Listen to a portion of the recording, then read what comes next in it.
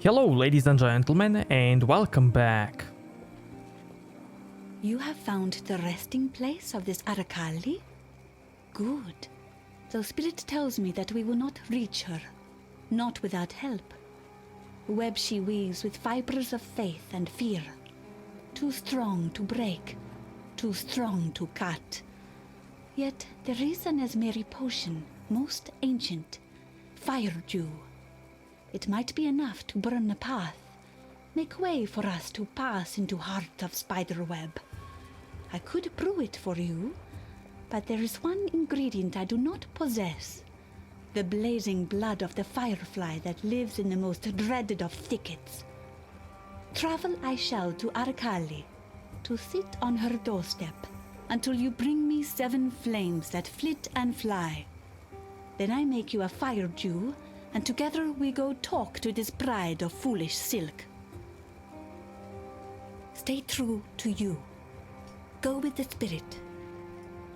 You've found yourself a hideout. Could be a good staging ground once we've found the temple in the present day. Let me know if you've got space for me. Okay, so she will go to our hideout. When I was young, my father gave me my first call to adventure by enlisting me in the employ of Dominus's navy. I used to love the sea. The way it smelled. The freshness of the air. But some stuff happened, and I returned to Theopolis, intent on living a lady's life. It was not meant to be, obviously. My lust for excitement brought me to the Reliquarians, a secret society of treasure hunters, funded by those cold and greedy societal upper crusts. I had my father pull some strings, and before I knew it, I was amongst it all, raiding temples and tombs across the land.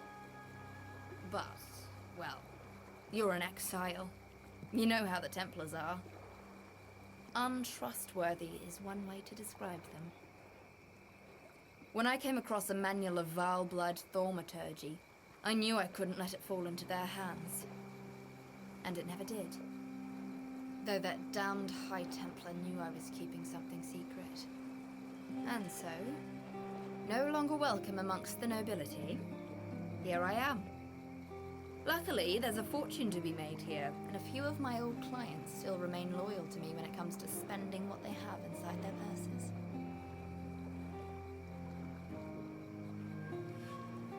The Lost Temple of Exile is said to be the most famed in all Val history and myth. Best I can tell, the temple began its construction in the final years of the Val Empire.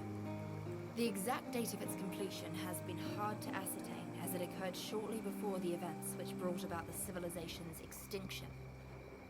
Perhaps it is the fragility of the timeline that has made Exile such a staple of Val mythology. Some say it was a place of darkness, home to the most vile of sacrifices. But there are others who claim the temple to be the birthplace of technology. Even our own is said to pale in comparison to what was being forged within those walls. Scholars today have even suggested that it was the treasure house for Queen Atziri herself. Whichever is true, it was bound to have been fiercely protected by fanatics and royalty alike. And if something's worth protecting, well, then it's worth bloody taking. Well, most of my market no longer exists. But I'm an adaptable type, and there are plenty of pirates, thieves, tyrants, and nutters who will pay good coin for my finds. I may just have to do a little extra legwork to find them. Another time. What would you like to know? While they were highly advanced in their technology, the Val were rather brutish in their social practices. I find it rather baffling to think of the Val as a people who believed in science and progress, and yet constructed elaborate sacrificial altars in the centers of their cities. Judging by the construction of this particular ruin, I would say that the city rose to prominence during the reign of Queen Tetzlapokal, who some scholars refer to as a waif of disturbing proclivities. She was a devotee of Arakali, and according to the literature had a deep fascination with mortality and the inert human form. The histories tell how the queen would request her subjects to deposit the bodies of their deceased loved ones upon the steps of her palace. The corpses would be promptly taken inside to be used for... Unfortunately, most scholars fell into hysterical conjecture at that point. At least I hope it was conjecture. The end of learning is the beginning of death. The spirit hunts with you. Greetings. So, this is Kishara's famed star. Just as I reckoned. It won't point me in any one direction. It can't make up its mind. I suspect due to me not being able to make up mine. I feel a tremor of prophecy coming over me, like some scallywags just stomped over my grave. If I go see Lily, there's to be only disappointment and sorrow. But if that's what the future has in store, then it can keep it. I wish a long and vibrant life for the girlie. One free of the trouble that an old dead buccaneer like I might bring upon her. Here our ways divide.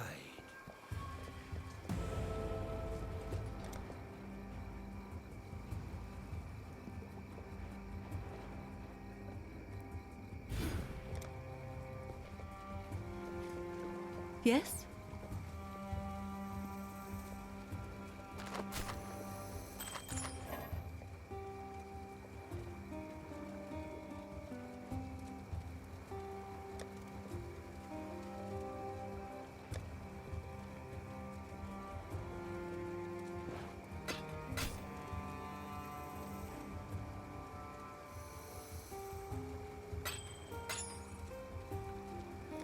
Farewell.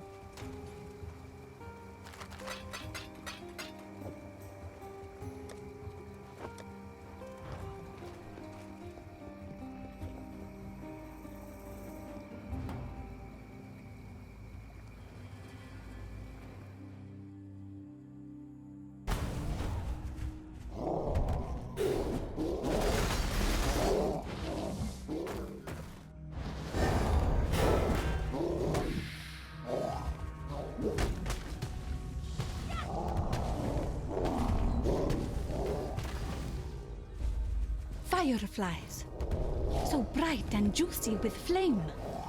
Now for the right. I warn you. Stand back and be not afraid of what you see. And be not afraid for me.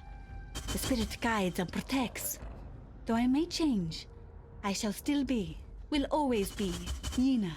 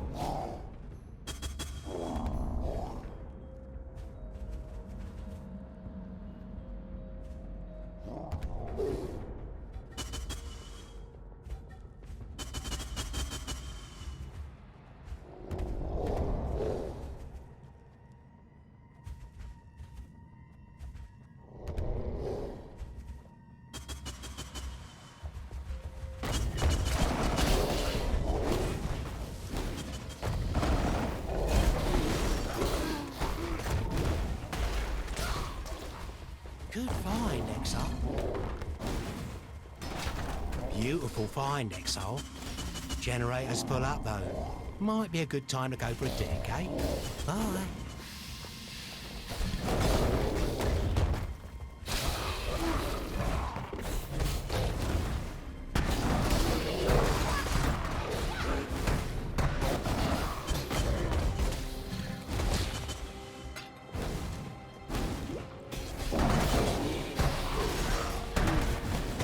When I'm ready, and not before.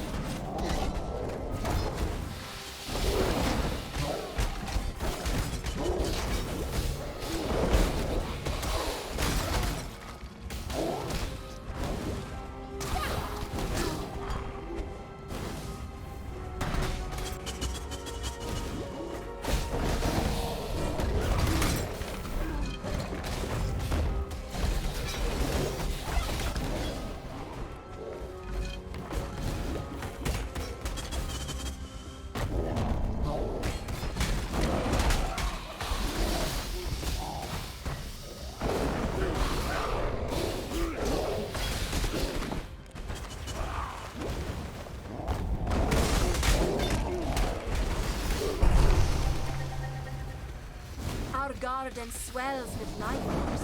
Come.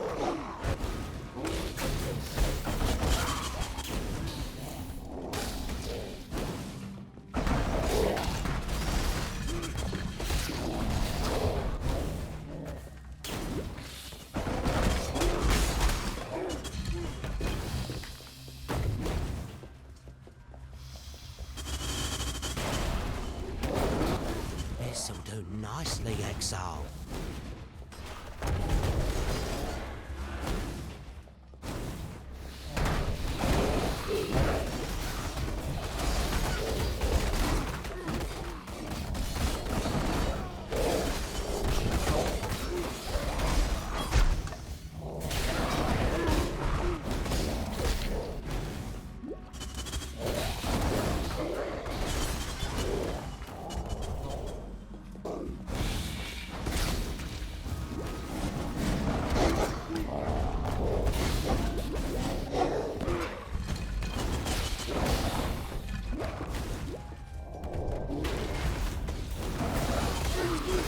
Nicely, Exile.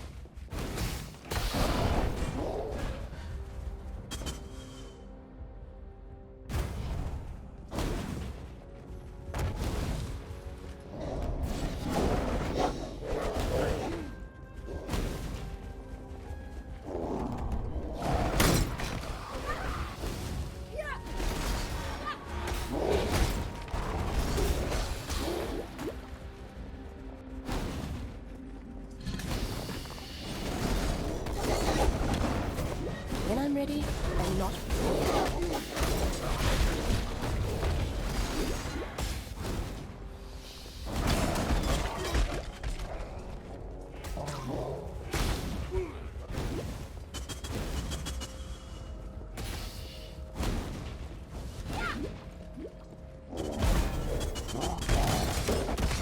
Nice of you to help rid Sin of his former lover. I'd have told him exactly where he could put such a request.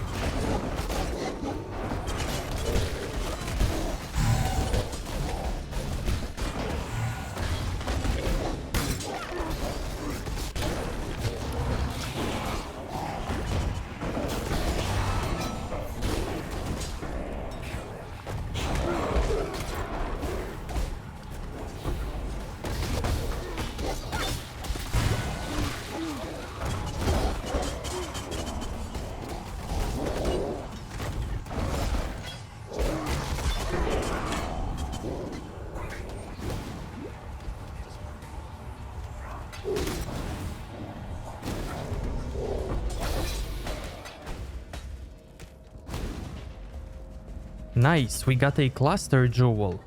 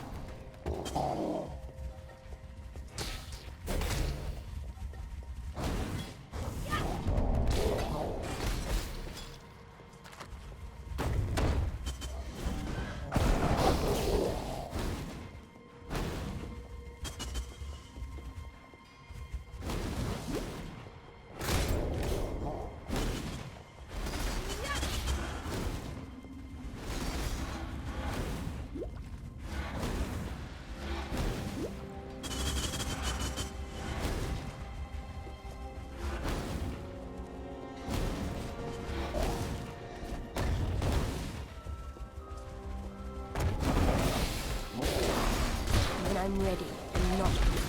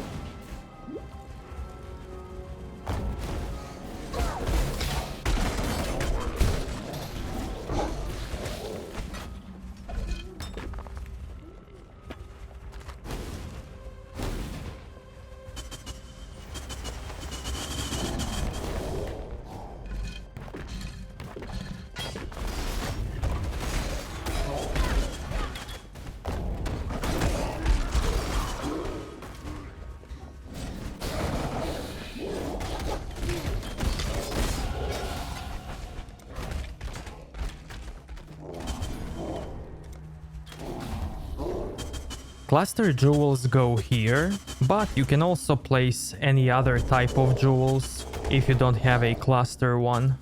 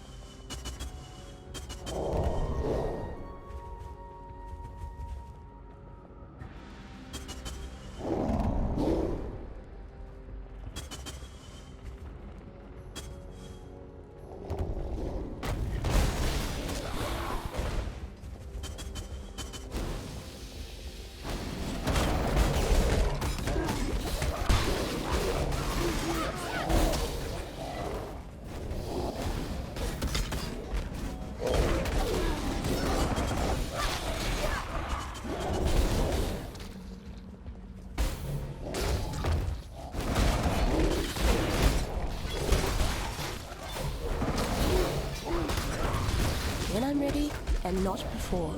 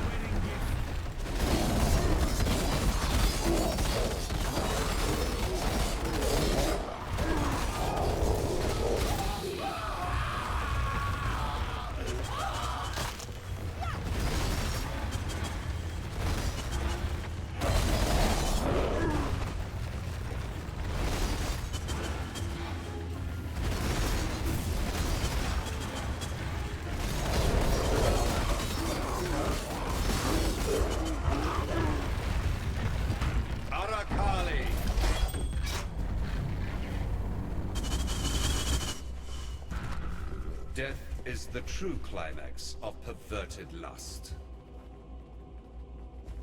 Many an artist of Esmerian descent has engaged in the sad worship of that sultry arachnid. But you looked in those hypnotic eyes and then ripped them out. She lies in her bed of sordid memory, alone. A little of the spider yet creeps and crawls in my palm. A touch more power for my subduer of gods.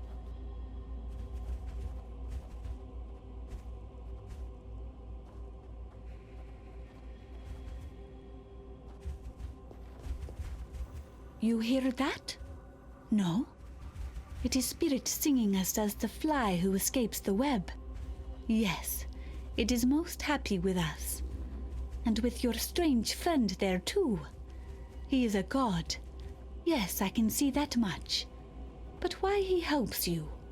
Of all questions, that one you must have answered to. Now I must return to Broken Bridge. So tired now. We will speak more of silk and sorrow then. You hear that? Hello.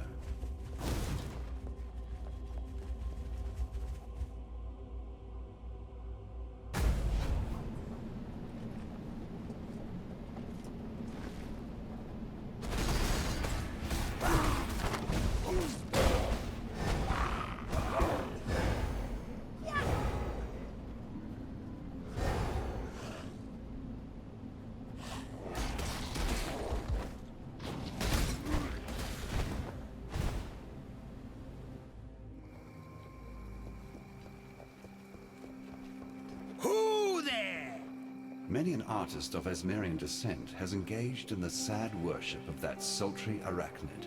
But you looked in those hypnotic eyes and then ripped them out. She lies in her bed of sordid memory, alone. A little of the spider yet creeps and crawls in my palm. A touch more power for my subduer of gods. Remember, humanity needs us. That would just make life complicated. Let me tell. You are well? Keep your life to your own. I miss my friend. Silk knew the spirit as I did. We would talk, understand it, together. Now there is no one but me. Be well. Poor Silk. Like so many before him, Silk succumbed to a most insidious disease. Ambition, that craving for greatness. An irresistible compulsion to leave one's mark on the world. There's another name for marks like that. Scars. Fare you well.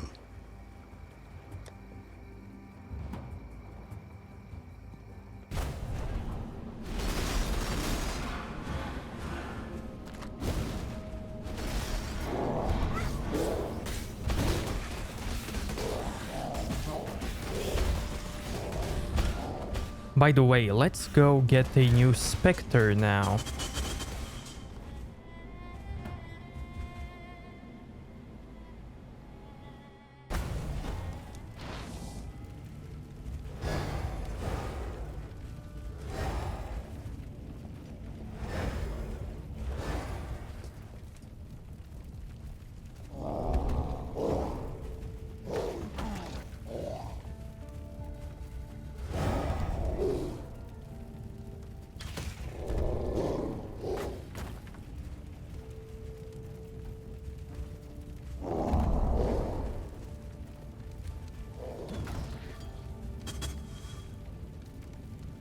We need the host, chieftain.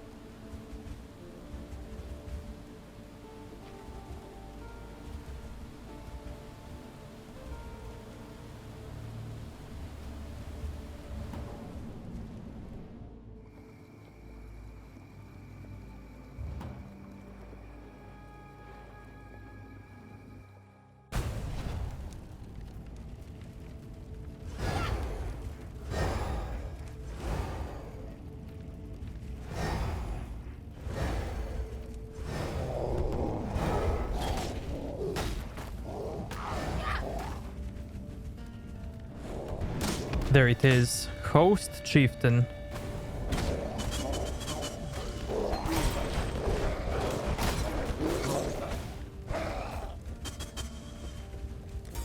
Now we should get 2 buffs. Let's see.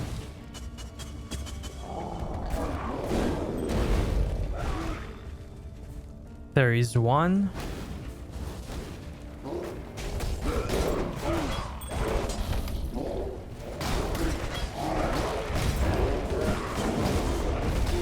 And there's another one.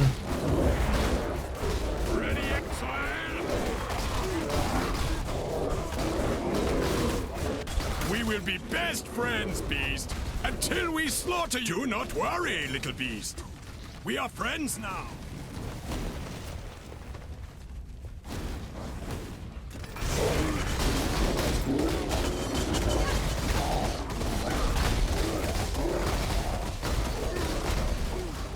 Off you go, little beast!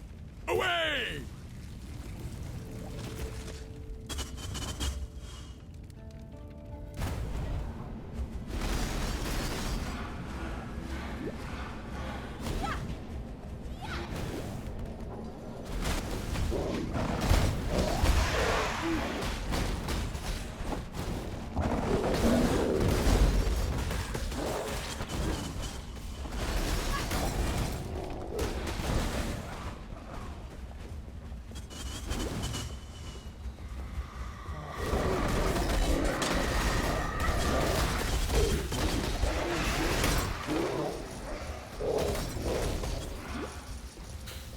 When I'm ready, and not before.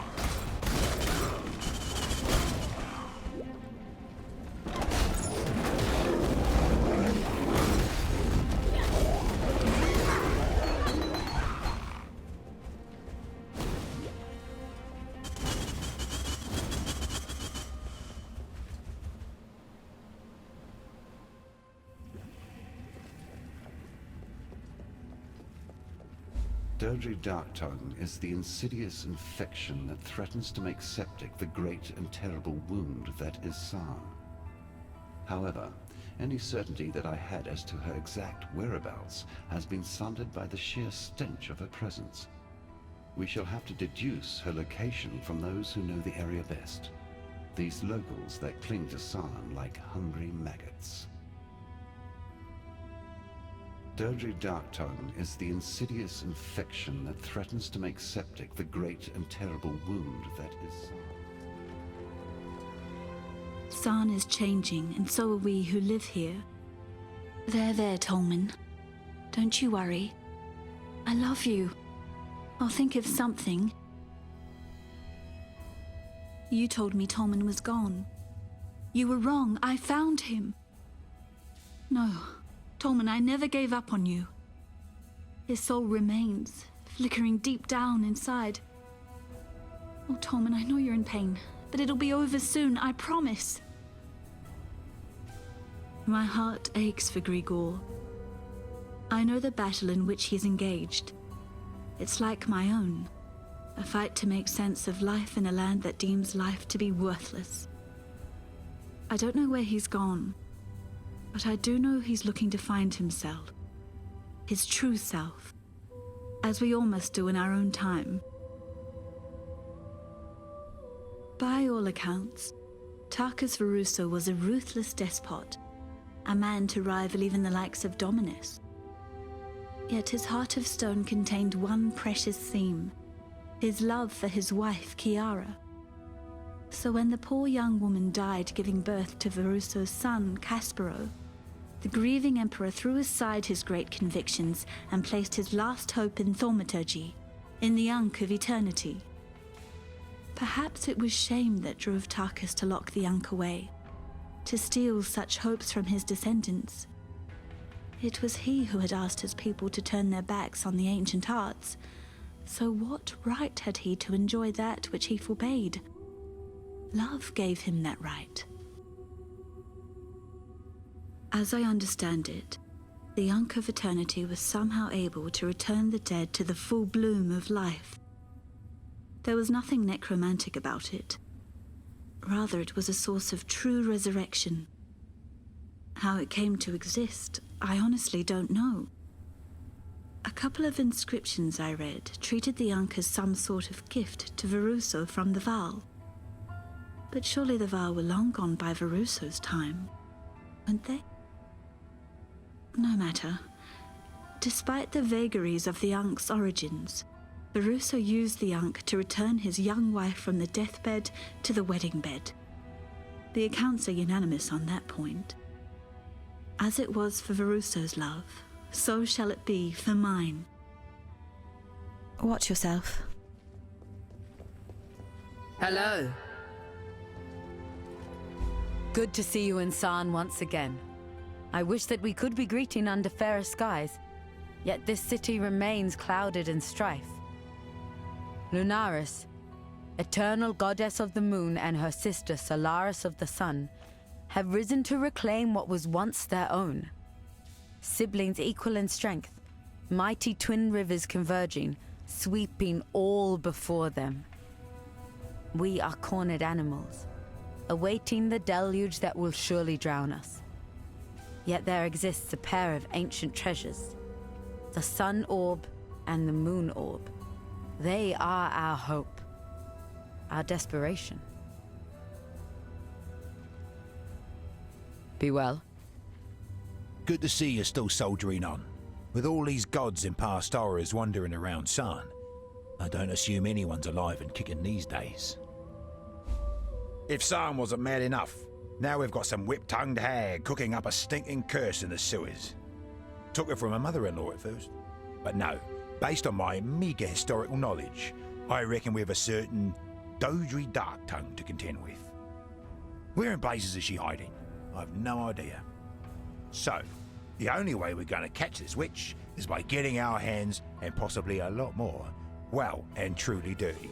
And by we, I mean you, of course. The sewers are no place for a simple businessman like me. Do us a favour. Head into them sewers and track that old hag down. Get her to reveal herself, and put her down. Ha! Better your eyes than mine, eh? Quite the pretty pair, aren't they? Yeah, it's pretty bloody disturbing. That girl was once the sweetest lass I could name. Nowadays she's barking as batshite over that living corpse of hers. All it would take is a quick hard bash with a rock, and Tolman would no longer be a problem. Tempting, don't you think? Needing my eclectic expertise again, are we? Solaris and Lunaris got front and centre stage among them folks at the Eternal Empire. Solaris was thought to be the light of leadership, guiding and enlightening each emperor that sat the throne.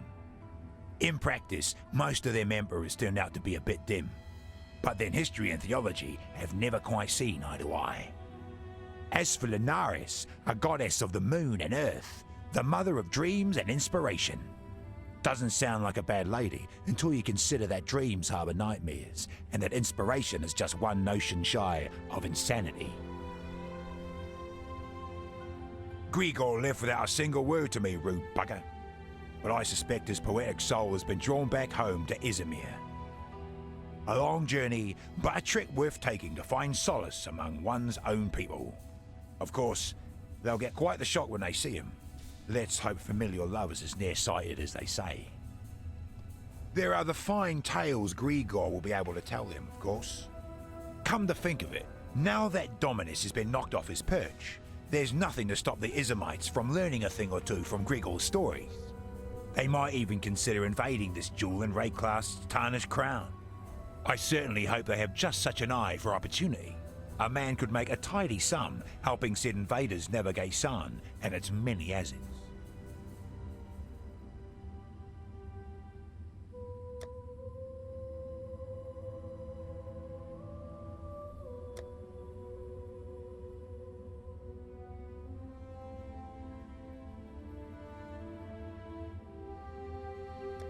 Good luck to you.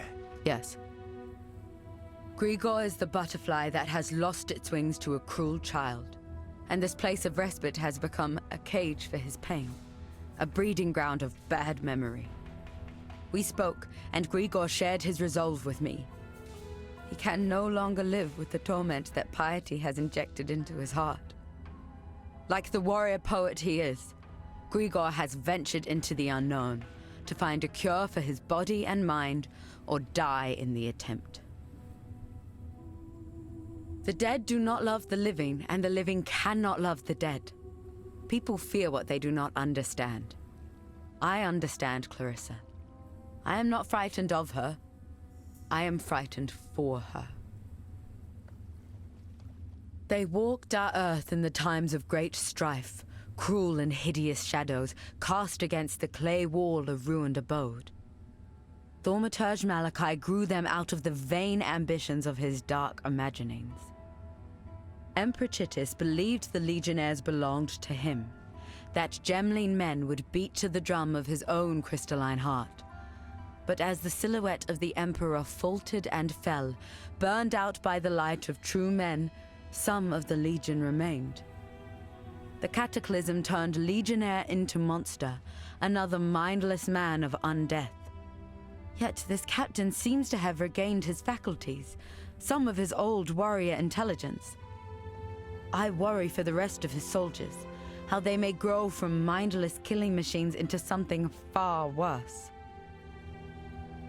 There is nothing else. Watch yourself.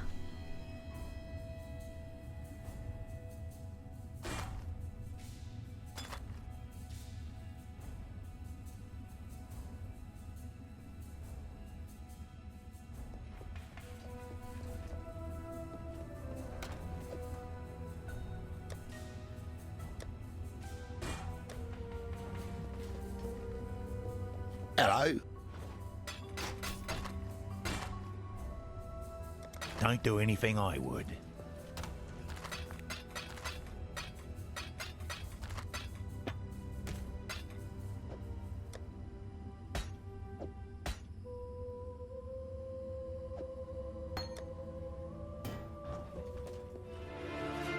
And we will continue this in the next episode, so if you liked this one, give it a like, dislike if you think it sucked, and I'll see you next time. Thank you.